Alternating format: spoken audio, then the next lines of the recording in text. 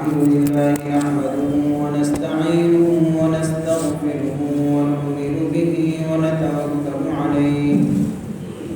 ونعوذ بالله من شرور أنفسنا ومن سيئات أعمالنا من يهده الله فلا مضل له ومن يضلله فلا هادي له ونشهد أن لا إله إلا الله وحده لا شريك له ونشهد أن سيدنا وسندنا ومولانا محمدا عبده ورسوله صلى الله تعالى عليه وعلى آله وأصحابه أجمعين أما بعد فأعوذ بالله من الشيطان الرجيم بسم الله الرحمن الرحيم اقرأ باسم ربك الذي خلق خلق الإنسان من علق اقرأ وربك الأكرم الذي علم بالقلم علم الإنسان ما لم يعلم صدق الله مولانا العظيم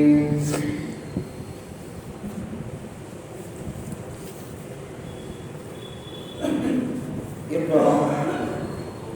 پڑھ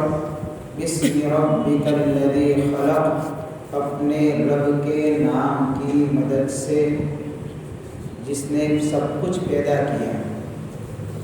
خلق الانسان اس نے انسان کو پیدا کیا من علق جمے ہوئے خون سے اقرأ وربک الاکرم پڑھ اور آپ کا رب بڑا کریم ہے الذی علم بالقلم جس نے قلم کے ذریعے سے تعلیم دی علم الانسان اس نے انسان کو علم دیا ما لم یعلم ان چیزوں کا جس کو وہ جانتا نہیں تھا۔ یہ سورت العلق ہے، 19 آیت ہے اس سورت کی، مکی سورت ہے اور اس کا نام جو علق ہے وہ اسی سورت کی آیت نمبر 2 میں لفظ آتا ہے خلق الانسان من علق، یہاں سے گویا کہ اس نام کو اٹھایا اور اس سورت کے نام کی نسبت اسی لفظ کی طرف ہے۔ علق کا معنی ہوتا ہے جمع ہوا خون، یعنی اللہ نے انسان کو انتہائی ذلیل اور حقیر چیز سے پیدا کیا اپنی قدرت سے، اور اسی ذلیل چیز جمع ہوا خون جو کئی مراحل سے گزرتا ہے، اسی حقیر خون کے اندر خدا کی قدرت کی کاریگری کہ اللہ نے اس کو بہترین شکل صورت سے نوازا، اس میں روح پھونکی اور انسان بنا کر اس کو عزت سے نوازا۔ لقد خلقنا الانسان فی احسن تقویم، اللہ فرماتے ہیں بہترین سانچے میں ہم نے انسان کو ڈالا ہے۔ تو یہ عزت اللہ نے عطا فرمائی ایک حقیر چیز کے ذریعے سے۔ اسی طریقے سے انسان بننے کے بعد بھی ہر کوئی آدمی محتاج ہے، ذلیل ہے، اللہ اس کو عزت عطا فرماتے ہیں، جیسے ظاہری عزت عطا فرمائی اس کی شکل صورت کو خوبصورت بنا کر باطن کے اندر اللہ علم اتار کر اللہ اس کو عزت عطا فرماتے ہیں۔ قرآن کا علم دے کر، علوم نبوت سے نواز کر اللہ ایسے بندے کو جو حقیر ہوتا ہے، جو محتاج ہوتا ہے، اس کو وہاں ان بلندیوں پر پہنچاتے ہیں کہ جو کوئی تصور نہیں کر سکتا ہے۔ اس لیے اس سورت کو سورت العلق کہتے ہیں۔ سب سے پہلے قرآن کریم کے اندر سے کن آیتوں کا نزول ہوا؟ دیگر مفسرین، زیادہ تر مفسرین کی یہی رائے ہے اور اس پر اتفاق ہے کہ سب سے پہلے حضور پاک صلی اللہ علیہ وسلم کے کلمہ طہر کے اوپر وہ اسی سورت کی 5 آیات ہیں۔ اس کے علاوہ بھی دوسرے اقوال ہیں، جیسے حضرت علی رضی اللہ تعالیٰ عنہ کی ایک روایت ہے کہ سب سے پہلے اللہ نے سورہ فاتحہ کو اتارا۔ اسی طریقے سے تیسری روایت ہے حضرت جابر رضی اللہ تعالیٰ عنہ کی،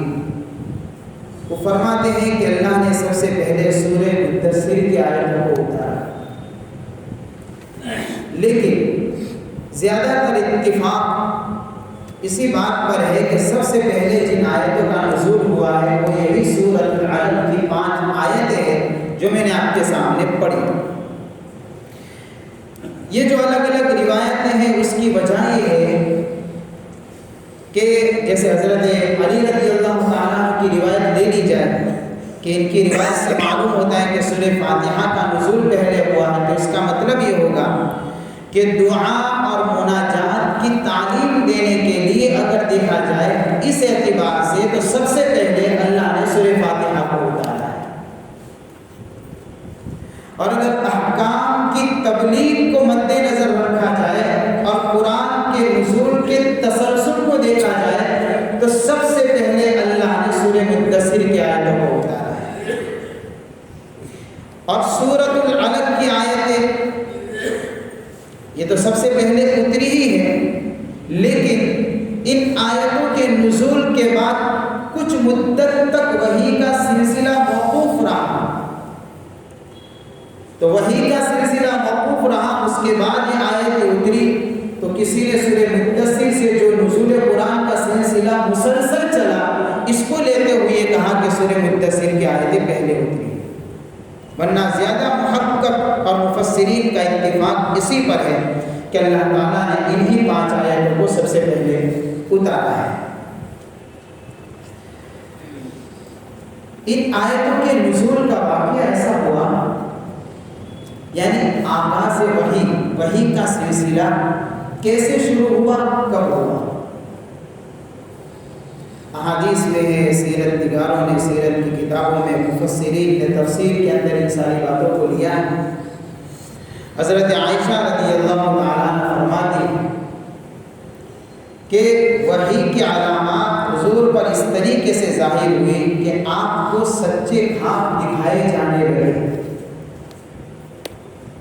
یعنی جو خواب آپ علیہ السلام دیکھتے تھے ایسا واقعہ صبح کی سفیدی کی طرح بالکل ظاہر ہو کر سامنے آ جاتا تھا، تعبیر کی ضرورت بھی نہیں پڑتی تھی۔ یہ وحی کی علامتوں کا یعنی کہ اس کا آغاز ہے، اس طریقے سے ہوا شروع۔ پھر آپ کی طبیعت کے اندر ایسا داعیہ پیدا ہو گیا کہ اب کسی خلوت والی جگہ کو منتخب کر کے وہاں جا کر عبادت میں لگ جائے۔ لہٰذا آپ علیہ السلام کی طبیعت خلوت کی طرف مائل ہونے لگی اور آپ کو تنہائی پسند آنے لگی۔ لہٰذا حضور پاک صلی اللہ علیہ وسلم نے اسی خلوت کا انتخاب کرنے کے لیے مکہ سے 2-3 میل کی دوری پر ایک پہاڑ ہے جس کو جبل نور کہا جاتا ہے۔ اس پہاڑ کی بلندی پر چوٹی کے اوپر ایک غار ہے جس کو غار ہیرا کہا جاتا ہے۔ اس غار کا انتخاب کیا۔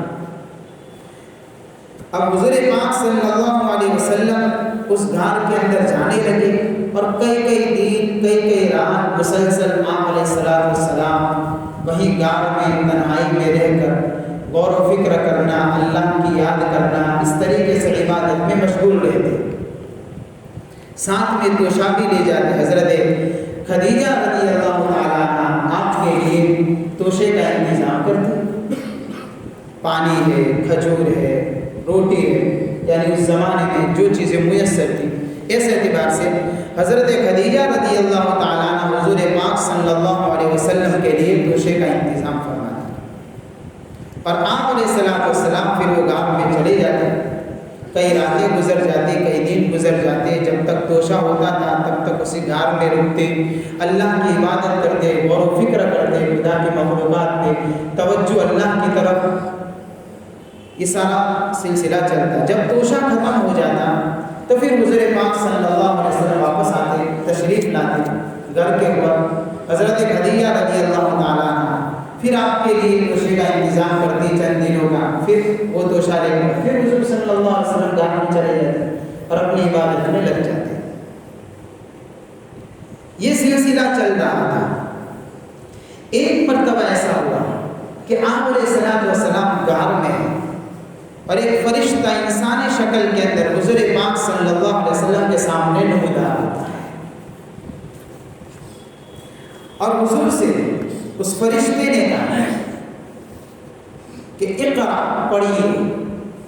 تو آپ علیہ الصلوۃ والسلام نے فرمایا کہ ما انا بقارئ، میں پڑھا ہوا نہیں۔ تھوڑی دیر کے لیے رک کر یہاں پر ایک سوال ہے، اس سوال کا جواب سن لیں۔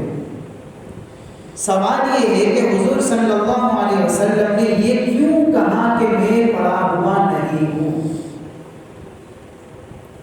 اگر غور کیا جائے، کیونکہ آپ کو نبوت ملی ہے 40 سال، یہی 40 سال کا کوئی انسان امی ہے، ان پڑھ ہے، اور اس کو کوئی چیز پڑھاوے، تلفظ کروائے، تو وہ آسانی سے سن کر ان چیزوں کو زبان سے ادا کر سکتا ہے، مشکل نہیں ہے۔ تو حضور پاک صلی اللہ علیہ وسلم کو جب کہا گیا اقرأ، تو آپ پڑھ سکتے تھے، کیونکہ 40 سال کے آدمی چاہے پڑھا ہوا نہ ہو، لیکن بولنے والے کی آواز کو سن کر بطور ریکارڈنگ کے وہ نقل کر سکتا ہے کوئی بھی۔ جیسے مثال کے طور پر ہم میں سے مان لو فرض کہ کوئی پڑھا ہوا ہی نہیں، اتنی عمر کے بعد ہمارے پاس کوئی پڑھنے کے لیے ہے، ہم نے اس کو کلمہ پڑھا ہے، وہ سنے گا تو پڑھ تو لے گا، جس نے کبھی پڑھا ہی نہیں تو الفاظ سنے گا تو رٹے گا تو صحیح نا، اس کو نقل تو کرے گا۔ تو حضور پاک صلی اللہ علیہ وسلم نے یہ کیوں جواب دیا کہ میں پڑھا ہوا ہے؟ مفسرین نے اس کا جواب لکھا ہے کہ اصل میں حضور کے سامنے آپ یہ سمجھیں کہ کوئی چیز لکھی ہوئی ہے اور یہ کہا جاتا ہے کہ لکھی ہوئی چیز پڑھیے، تو اس کے جواب میں حضور نے فرمایا کہ میں لکھی ہوئی چیز یعنی یہ اس طریقے سے میں پڑھا ہوا نہیں، ما انا بقارئ، یہ اسی کا جواب ہے۔ تو حضرت جبرائیل علیہ السلام نے جب یہ کہا کہ قرأ پڑھی اور حضور نے جواب دیا کہ میں پڑھا ہوا نہیں ہوں، تو آپ علیہ الصلوۃ والسلام کو حضرت جبرائیل نے اپنے سینے سے لگایا اور لگانے کے بعد دبایا، زور سے، اتنا زور سے دبایا کہ اس کی تکلیف کا احساس ہونے لگا حضور، اتنا زور سے دبایا، پھر چھوڑا اور حضور سے فرشتے نے کہا اقرأ پڑھیے، پھر وہی جواب حضور کا ما انا بقارئ، میں پڑھا ہوا نہیں، پھر دوبارہ سینے سے لگایا، پھر دبایا اور زور سے دبایا، اس مرتبہ بھی حضور کو تکلیف کا احساس ہونے لگا، پھر چھوڑا، پھر کہا کہ پڑھیے، وہی جواب حضور صلی اللہ علیہ وسلم نے دیا۔ جب وہی جواب ملا تو پھر تیسری مرتبہ جبرائیل نے حضور پاک صلی اللہ علیہ وسلم کو اپنے سینے سے لگا کر زور سے سختی سے دبایا، اس مرتبہ بھی تکلیف کا احساس ہوا، اور پھر کہا اقرأ بسم ربک الذی خلق خلق الانسان من علق، آپ نے پھر ان آیتوں کی تلاوت فرمائی، اور یہ آیتیں آپ کے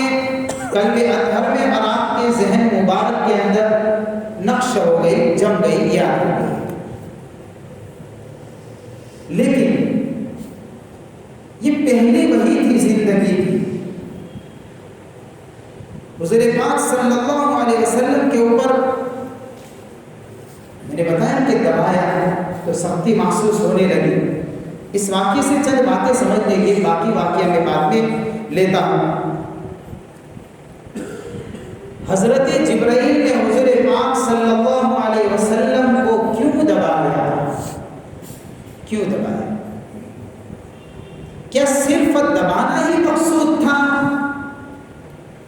کہ نہیں، صرف دبانا مقصود نہیں تھا، بلکہ جبرائیل کا روحانی فیض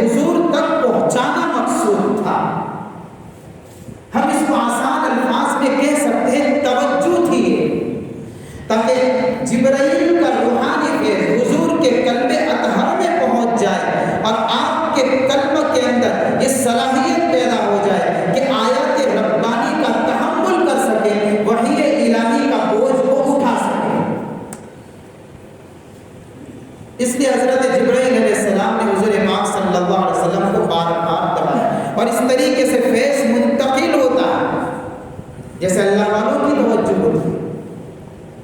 اللہ والے بھی جب کسی گنہگار پر توجہ ڈالتے ہیں اس کی زندگی بدل جاتی ہے اور زندگیوں میں انقلاب آتا ہے۔ یہ معمولی چیز نہیں ہے توجہ، نیک لوگوں کی توجہ یہ معمولی چیز نہیں ہے۔ تفسیر عزیز نے حضرت شاہ عبدالعزیز محدث دہلوی رحمۃ اللہ علیہ نے بڑا عجیب واقعہ لکھا ہے۔ حضرت خواجہ باقی باللہ رحمۃ اللہ علیہ بہت بڑے اللہ والے گزرے، بڑے اللہ والوں میں ان کا شمار ہوتا ہے۔ ایک مرتبہ ایسا ہوا کہ حضرت کے گھر کے اوپر مہمان آ گئے، ایسے وقت پر مہمان آئے کہ کھانے پینے کا انتظام اس وقت تھا نہیں، کیا کریں؟ ہوٹلوں کا زمانہ تھوڑی تھا کہ ہوٹل کھلی ہو چلو بھائی لا کر کھلا دو، لیکن حضرت خواجہ باقی باللہ رحمۃ اللہ علیہ جو تھے ان کے پڑوس کے اندر ایک نان پائے بٹھیا جس کو کہتے ہیں کھانا پکانے والا، روٹی پکانے والا، وہ رہتا ہے۔ تو اس نے دیکھا کہ حضرت کے گھر پر مہمان آئے ہیں، لہذا اس نے بہترین سالن روٹی وغیرہ ساری چیزیں پکائی، تیار کیا اور حضرت کی خدمت میں پہنچ گیا اچانک سے۔ تو حضرت خواجہ باقی باللہ رحمۃ اللہ علیہ نے اپنے پڑوس کے اندر سے جو کھانا آیا نان پائی لے کر، جب کھانا لے کر پہنچے تو بڑے خوش ہو گئے، اتنے خوش ہو گئے کہ حضرت نے اس نان پائی سے کہا کہ مانگ کیا مانگتا ہے، یہ کہا۔ تو اس نان پائی نے کہا وہ تو کھانا پکانے والا تھا، بھائی پٹھیارا کیسا ہوتا ہے کھانا پکانے والا، اس کی زندگی کیسے ہوگی؟ تو اس نے مانگ لیا، حضرت سے کہا کہ حضرت آپ کے جیسا مجھے بنا دیجیے۔ حضرت نے کہا کہ تیری طاقت نہیں ہے، کچھ اور مانگ، حضرت مجھے آپ کے جیسا بنا دیجیے۔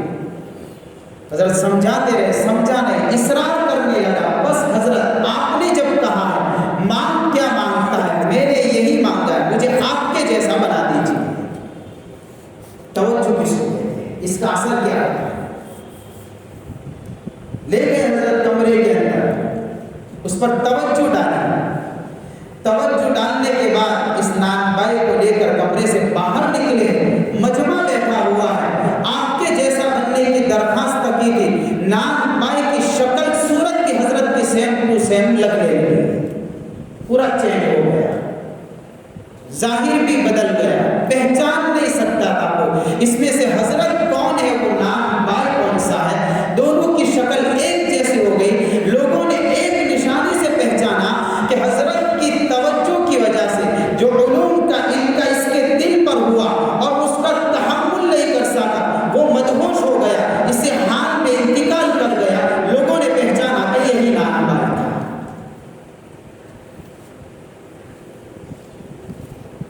یہ واقعہ تفسیر عزیزی میں لکھا ہوا ہے، پورا بدل گیا۔ یعنی نیک لوگوں کی توجہات کا اثر کیا ہوتا ہے، یہ اثر ہوتا ہے کہ اس طریقے سے۔ تو حضرت جبرائیل علیہ السلام کا یہ عمل یہی توجہ تھی، اسی کو توجہ کہتے ہیں کہ اندر کے روحانی فیض کو حضور تک پہنچانا مقصود تھا، تاکہ آپ کے قلب اطہر کے اندر آیت ربانی اور وحی الہی کے تحمل کی استعداد پیدا ہو جائے۔ اس لیے حضرت جبرائیل علیہ السلام نے وہ یا کہ حضور کو 3 مرتبہ دبایا، اور یہ فیض اندر کیسے دلوں میں جاتا ہے؟ بھئی جیسے ہم کوئی تیل لگاتے ہیں، دوائی لگاتے ہیں جسم کے اوپر، جسم کے اندر مسامات ہے، سوراخ ہے، جب اس کی مالش کی جاتی ہے تو یہ چیز اندر اترتی ہے،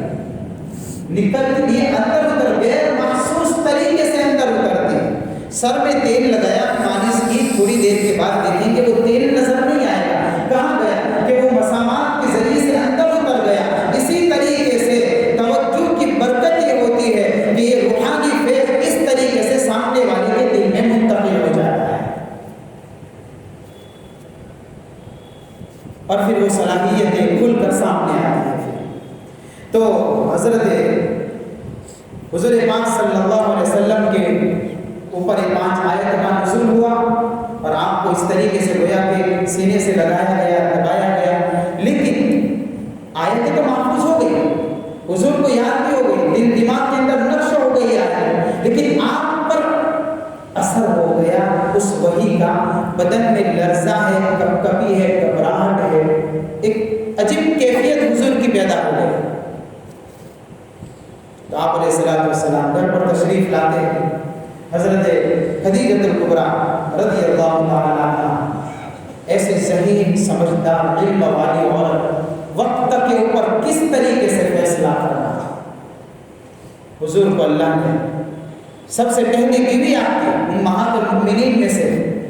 سب سے پہلی بیوی، سب سے پہلا نکاح حضور کا یہی حضرت خدیجہ الکبریٰ رضی اللہ تعالیٰ عنہ، ان کی پاس آتے حضور پاک صلی اللہ علیہ وسلم نے اور کیا کہا، خدیجہ زملونی زملونی زملونی، چادر اڑا، مجھے چادر اڑا دیجیے، بس مجھے چادر اڑائیے، مجھے اپنی جان کا خطرہ لگ رہا ہے۔ یہ کیفیت ہو گئی کہ حضور کی حضرت خدیجہ رضی اللہ تعالیٰ عنہ نے بڑا بہترین جواب دیا ہے، آپ کے جو اخلاق بیان فرمائے، ہرگز نہیں، آپ کی جان کے اوپر کسی قسم کا خطرہ نہیں، اللہ آپ کو کبھی ذلیل نہیں کرے گا، کبھی رسوا نہیں کرے گا، کیوں نہیں کرے گا؟ آپ کی زندگی کو میں جانتی ہوں، آپ صلہ رحمی کرتے ہیں، آپ سچ بولتے ہیں، کبھی جھوٹ نہیں بولتے، بوجھ تلے دبے ہوئے لوگوں کے بوجھ کو آپ اٹھا دیتے ہیں، مقروضین کے قرضوں کو آپ ادا کرتے ہیں، غرباء اور مساکین کے لیے کمانے کے ذرائع آپ پیدا کرتے ہیں، مہمانوں کی مہمان نوازی آپ کرتے ہیں، جو انسانیت کی خدمت کرتا ہو اللہ اس کو کبھی ذلیل نہیں کرتا ہے۔ تسلی نہیں، واقعے کے اوپر ابھی فیصلہ نہیں سنا، لیکن آپ کے دل میں جو کیفیت پیدا ہو، اس کیفیت کو دور کرنے کے لیے حضرت خدیجہ کے الفاظ ہیں۔ کیوں کہ اس واقعے کی کیفیت کسی بڑے عالم سے پوچھنی پڑی، واقعے کے بارے میں فیصلہ نہیں ہے، فیصلہ کس کے بارے میں؟ حضور کی کیفیت جو گھبراہٹ کی ہے اس کو دور کرنے کے لیے تسلی کے الفاظ ہیں۔ تھوڑی دیر کے لیے سوچیں، غور کریں، آپ علیہ السلام کی تسلی کے لیے جن اخلاق کا بیان کیا ہے، حضرت خدیجہ نے جن اوصاف کو بیان کیا، ان اوصاف کا تعلق نہ تہجد سے، نہ روزے سے، نہ دوسری بدنی یعنی کہ عبادتوں سے ہے، اس کا تعلق انسانیت سے ہے۔ پتہ چلا سیرت نگار علماء کرام نے لکھا ہے، جو انسانیت کی خدمت کرے گا وہ شیطانی اثرات سے محفوظ رہے گا۔ سیرت نگار علماء نے لکھا ہے اس سیرت کی کتابوں میں اس واقعے کو بیان کرنے کے بعد نیچے، جو چاہتا ہو شیطانی اثرات سے محفوظ رہے، زمانے کے حوادثات سے محفوظ رہے، حالات سے محفوظ رہے، باطل کے نرموں سے بچا رہے، اس طریقے سے ظالموں کے ظلم سے بچا رہے، کیا کرے؟ انسانیت کی خدمت کرے، اللہ بچا رہے گا، کبھی ذلیل نہیں کرے گا، کبھی رسوا نہیں کرے گا۔ اور آج میرے بھائی ہمارے اندر سے یہ چیز نکل چکی ہے، انسانیت کی خدمت ہمارے اندر جو ایک جذبہ مسلمان ہونے کے ناطے جو ہونا چاہیے آج ہو نہیں رہا۔ کیا نتیجہ نکلا کہ ظالم اپنے ظلم کے ساتھ ہم پر سوار ہے، مسلمانوں کو مارا جا رہا ہے، پیٹا جا رہا ہے، پتہ نہیں ایمان کو بھی لوٹا جا رہا ہے، مال کو بھی لوٹا جا رہا ہے، جان کو بھی لوٹا جا رہا ہے، عزتوں کو لوٹا جا رہا ہے، ہر چیز پر حملے ہو چکے ہیں، نہ اس کی جان محفوظ، نہ عزت محفوظ، نہ ایمان محفوظ، نہ دولت محفوظ، نہ مال محفوظ ہے۔ کیا کریں گے؟ یہی وہ وقت ہے انسانیت کی خدمت کے لیے، جس وقت مسلمان کھڑا ہوگا یہ باطل کے سارے ہتھیار زیر ہو جائیں گے۔ اللہ بچائے، محفوظ کرے۔ یہ حضور کی زندگی سے سبق ملتا ہے، وہی کا واقعہ ہے، ہمیں بتا رہا ہے کیا کرنا ہے، اس کے ذریعے سے موجودہ حالات کے اندر ہمارا کیا اعمال سامنے کیا کیا طریقے کار ہونا چاہیے، نفرتوں کو محبتوں سے بدلنے کے اندر یہ طریقہ ہے۔ اس طریقے سے کریں گے تو اللہ نفرتوں کو محبتوں سے بدلیں گے، دوریوں کو قرب سے بدلیں گے، انسان انسان کے قریب ہو جائے گا۔ کیا حال ہوا؟ آج انسانیت کی دشمن کیا کرنا ہے؟ ہاں، یہ دشمنیوں کو بدلنے کا راستہ ہے، جو بڑا مجرب راستہ ہے، بڑا مؤثر راستہ ہے، حضور نے اپنایا ہے۔ جس کام کو حضور نے کیا ہو اس سے زیادہ طاقت کسی کے عالم کے تعویذ اور وظیفے میں نہیں ہوتی ہے۔ کوئی بھی عالم کا تعویذ ہو، کسی کا بھی وظیفہ ہو، اس وظیفے میں وہ تاثیر نہیں ہوگی جو نبی کا عمل تاثیر اور قوت کے ساتھ میں اثر کرے گا۔ تو خیر، حضرت خدیجہ الکبریٰ رضی اللہ تعالیٰ عنہ نے اس طریقے سے حضور کو تسلی کے الفاظ کہے، لیکن یہ جو واقعہ پیش آیا ہے اس کا کیا؟ یہ تو حضور کی گھبراہٹ چلیے دور ہو گئی، حضور حضرت خدیجہ کے تسلی کے الفاظ سنے، آپ کو سکون مل گیا، لیکن اس واقعے کا حل کیا کہ ان کے چچا صاحب بھائی تھے ورقہ بن نوفل، ان کے پاس جانا پڑے گا کہ کون ہے کہ اس زمانے کے بہت اچھے مسلمانوں میں شمار ہے، کوئی غیر مسلم نہیں تھے،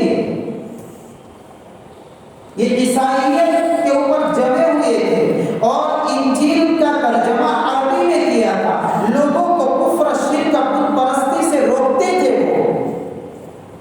مسئلہ یہ ہے کہ ورقہ بن نوفل کو کوئی مسلمان نہیں کہتا،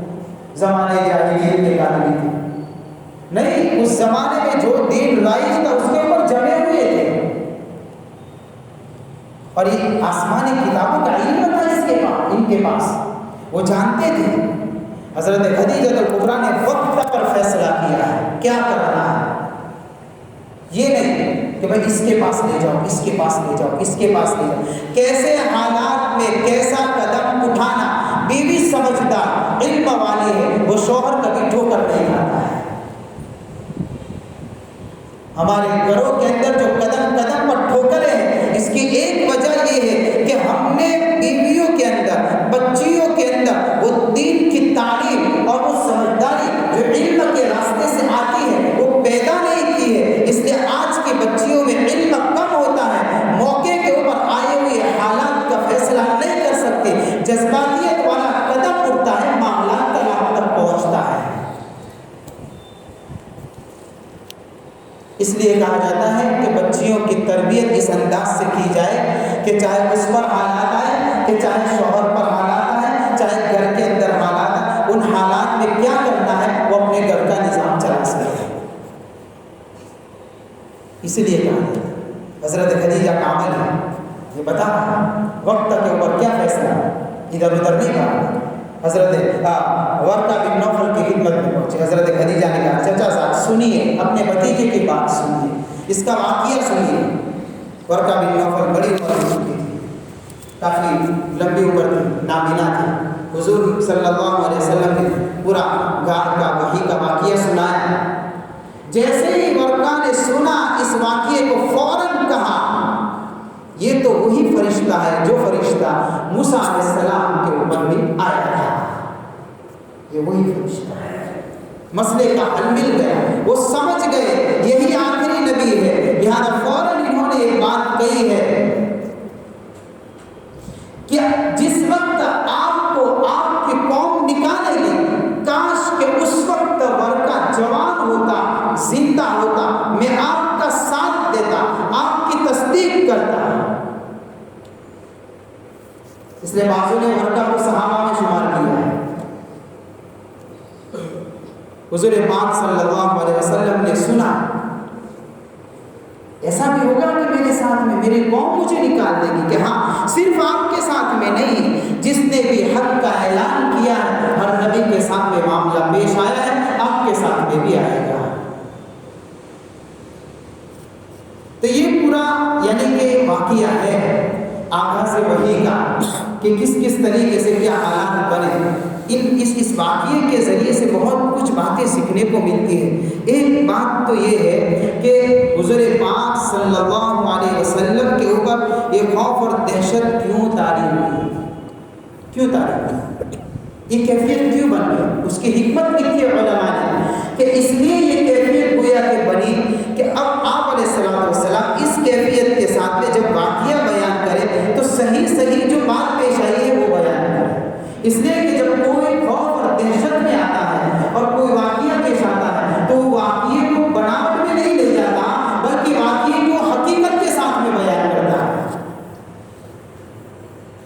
تو حضور کے اوپر خوف اور دہشت کی کیفیت یہ حکمت تھی اس کے اندر، تاکہ آپ علیہ السلام کو یہ نہ سمجھے کہ انہوں نے اس واقعے کو بنایا اب بناوٹی واقعہ لے کر آئے، یا اللہ نے حضور کی کیفیت بنا دی کہ خوف اور دہشت میں اب خوف اور دہشت میں کون کوئی واقعہ بنایا، کون جھوٹی باتیں بنا سکتا ہے، کون اس طرح سے جوڑ سکتا ہے ادھر ادھر کی جو چیز ہوئی ہے وہی بتائے گا۔ لہٰذا اس لیے حضور کے اوپر خوف اور دہشت کی کیفیت تھی تاکہ واقعے کی حقیقت سامنے آ جائے کہ کیا واقعہ تھا۔ لیکن ورقہ بن نوفل کا بعد میں انتقال ہو چکا، اس کی بھی حکمت لکھی ہے، ان کا انتقال ہو گیا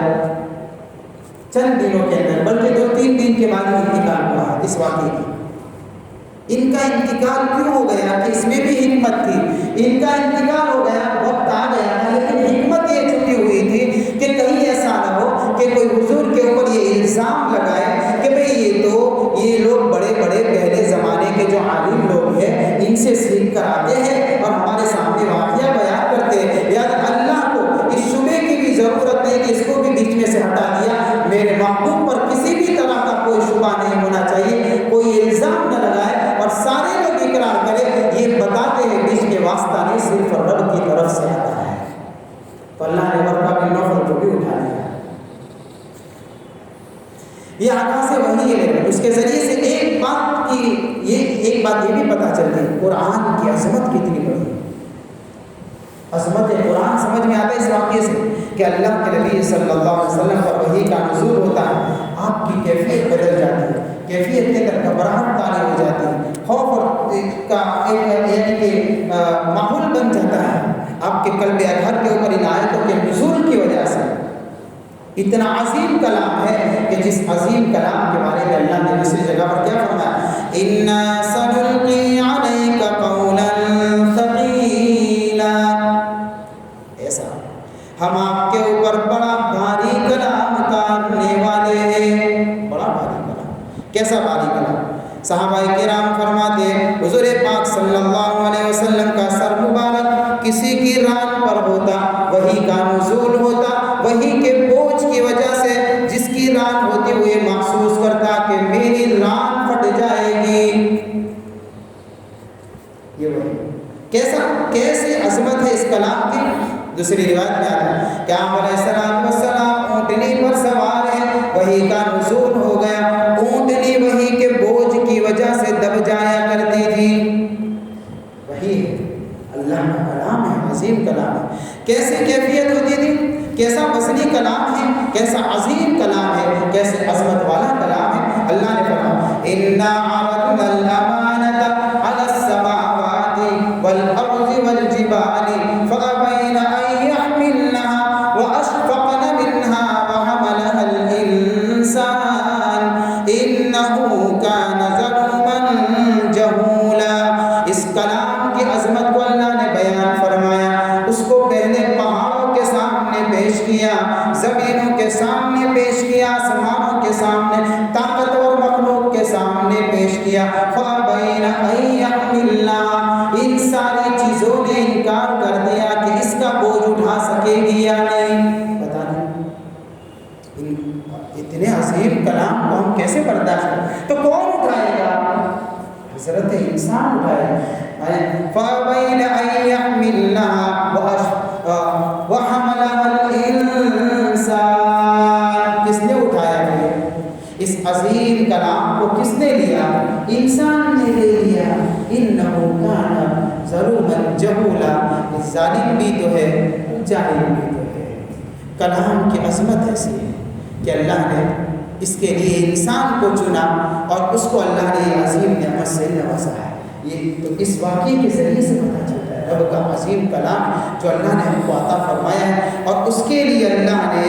چھوٹے چھوٹے معصوم بچوں کے سینوں کا انتخاب کیا۔ اللہ اس کے اندر اتارے گا، معانی کے لیے اللہ نے علماء کا انتخاب کیا، اس کے مفاہیم کے لیے اللہ نے فقہاء کا انتخاب فرمایا ہے، اس کے الفاظ، اس کے لہجے کے لیے اللہ نے قرآن کا انتخاب فرمایا ہے۔ یہ عظیم کلام ہے، اٹھانے والی جماعتیں مختلف ہیں، اتنے سارے لوگ، لاتعداد لوگ ہیں، آج تک آئے، قیامت تک آئیں گے، اس سارے کے سارے لوگ مل کر رب کے کلام کو اٹھانے والے ہیں۔